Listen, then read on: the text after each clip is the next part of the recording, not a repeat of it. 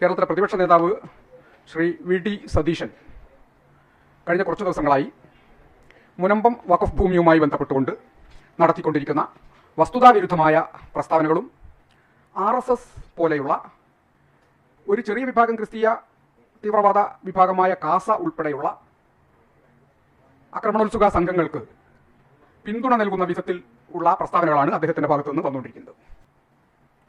അതിൻ്റെ വസ്തുതകളിലേക്ക് അന്വേഷിച്ച് ചെന്നപ്പോൾ മനസ്സിലായത്, മുനമ്പത്ത് ചുരുക്കം ചില പ്രദേശവാസികളായ മത്സ്യത്തൊഴിലാളികൾ വർഷങ്ങളായി അവിടെ അവരുടേതല്ലാത്ത ഭൂമിയിലാണെങ്കിൽ പോലും ജീവിച്ചു വരുന്നുണ്ട് എന്ന ഒരു യാഥാർത്ഥ്യം നിലവിലുണ്ട്. അവരെ കുടിയൊഴിപ്പിക്കുക എന്നത് മനുഷ്യത്വ വിരുദ്ധമായ കാര്യമാണ് എന്ന കാര്യത്തിൽ തർക്കമില്ല. പക്ഷേ ഇവരെ മുൻനിർത്തി ഇവരെ പരിചയാക്കിക്കൊണ്ട് VD സതീശനും മുസ്ലിം ലീഗിലെ ചില നേതാക്കളും ഉൾപ്പെടെ അവിടെ പ്രവർത്തിക്കുന്ന നിരവധിയായ വൻകിട സ്ഥാപനങ്ങൾ, റിസോർട്ട് ഉൾപ്പെടെ ബാർ ഉൾപ്പെടെയുള്ള വൻകിട സ്ഥാപനങ്ങൾക്ക് വേണ്ടി കൊട്ടേഷൻ പണി ഏറ്റെടുത്തിരിക്കുകയാണ് ശ്രീ VD സതീശൻ എന്നതാണ് ഞങ്ങൾക്ക് ബോധ്യപ്പെട്ടിട്ടുള്ളത്. ഇത് പറയാൻ കാരണം, അവിടുത്തെ മുഴുവൻ യാഥാർത്ഥ്യങ്ങളെയും പരിശോധിച്ച് നോക്കിയാൽ വഖഫാണ് എന്നതിന് പതിറ്റാണ്ടുകളായി വന്നിട്ടുള്ള കോടതി വിധികൾ, ഇതുമായി ബന്ധപ്പെട്ട രേഖകൾ, എല്ലാ കാര്യങ്ങളും ഇത് വഖഫാണ് എന്ന് തെളിയിക്കുന്നതാണ്.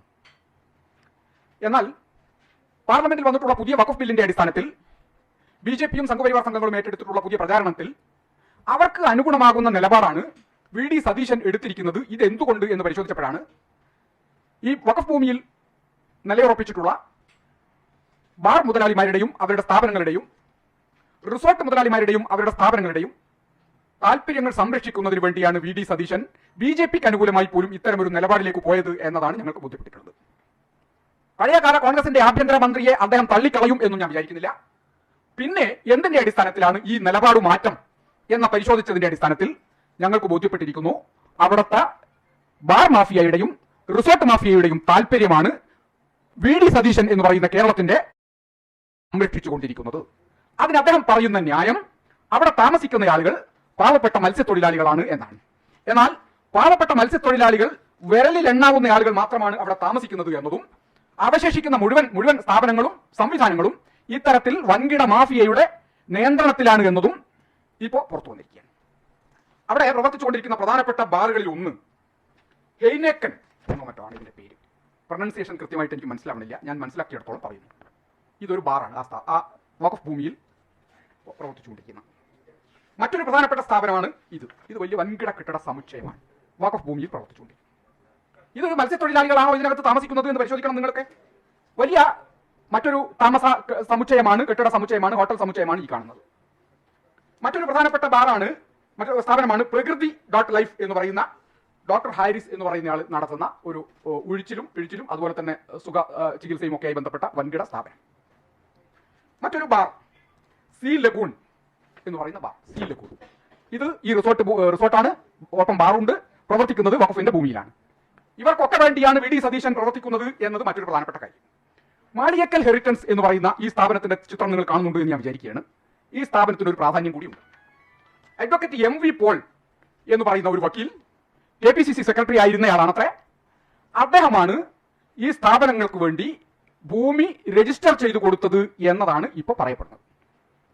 അഡ്വക്കേറ്റ് MV പോളിന്റെ സ്ഥാപനമാണ് ഈ മാളിയേക്കൽ ഹെറിറ്റേജ് എന്നതാണ് വളരെ പ്രധാനപ്പെട്ട മറ്റൊരു സംഗതി. അഡ്വക്കേറ്റ് MV പോളിന്റേതാണ്, അദ്ദേഹത്തിന്റെ മക്കളാണ് ഇപ്പോൾ നടത്തിപ്പുകാർ. ഇതുകൂടാതെ 12ഓളം സ്ഥാപനങ്ങൾ അഡ്വക്കേറ്റ് MV പോൾ അദ്ദേഹത്തിന്റെയും കുടുംബാംഗങ്ങളുടെയും ഉടമസ്ഥതയിലുള്ളതായി അവിടെ നടത്തിയിട്ടുണ്ടായിരുന്നു. അദ്ദേഹം കഴിഞ്ഞ കോവിഡ് കാലത്ത് മരിച്ചുപോയി. MV പോളിന് ഇത് രജിസ്റ്റർ ചെയ്തു കൊടുക്കാനുള്ള അധികാരവും അവകാശവും എങ്ങനെ കൈവന്നു എന്നത് പരമപ്രധാനമാണ്. ഇത് പരിശോധിക്കുമ്പോഴാണ് ഫറൂഖ് കോളേജിന്റെ കമ്മിറ്റി ഈ കേസ് നടത്തുന്നതുമായി ബന്ധപ്പെട്ട് കേരള ഹൈക്കോടതിയിലും പറവൂർ കോടതിയിലുമെല്ലാം കേസ് നടത്തുന്നതും തുടർ നടപടികളുമായി ബന്ധപ്പെട്ടുകൊണ്ട് അഡ്വക്കേറ്റ് MV പോളിനെ ചുമതലപ്പെടുത്തുകയും അദ്ദേഹത്തിന് ഒരു പവർ ഓഫ് അറ്റോർണി കൊടുക്കുകയും ചെയ്തു.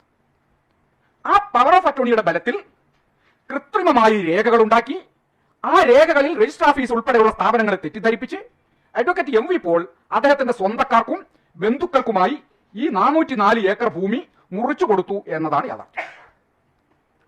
ആ മുറിച്ചു കൊടുത്ത ഭൂമിയിലാണ് ഈ സ്ഥാപനങ്ങൾ ഉൾപ്പെടെ നിലനിൽക്കുന്നത്. ഞാനിപ്പോൾ ഇവിടെ കാണിക്കാത്ത വൻകിട സ്ഥാപനങ്ങൾ വേറെയുമുണ്ട്. അതിൽ പ്രധാനപ്പെട്ട 3 എണ്ണം, ഒന്ന് club Mahindra, 2 blue water heritage എന്ന് പറയുന്ന സ്ഥാപനം, സ്പ്രിങ്കിൾ എന്ന് പറയുന്ന മറ്റൊരു സ്ഥാപനം. ഇത് മൂന്നും അന്താരാഷ്ട്ര നിലവാരത്തിലുള്ള വലിയ നിലവാരമുള്ള സ്ഥാപനങ്ങളാണ്, പഞ്ചനക്ഷത്ര റിസോർട്ടുകളാണ്. ക്ലബ് മഹീന്ദ്രയിലൊക്കെ താമസിച്ച ആളുകളൊക്കെ പലരും നമ്മുടെ കൂട്ടത്തിലൊക്കെ ഉണ്ടാവും. പല ലോകത്തിന്റെ വിവിധ ഭാഗങ്ങളിൽ അവർക്ക് റിസോർട്ടുകളുണ്ട്. അതിലൊന്ന് ഈ പറയുന്ന 400 ഏക്കർ വഖഫ് ഭൂമിയിലാണ്.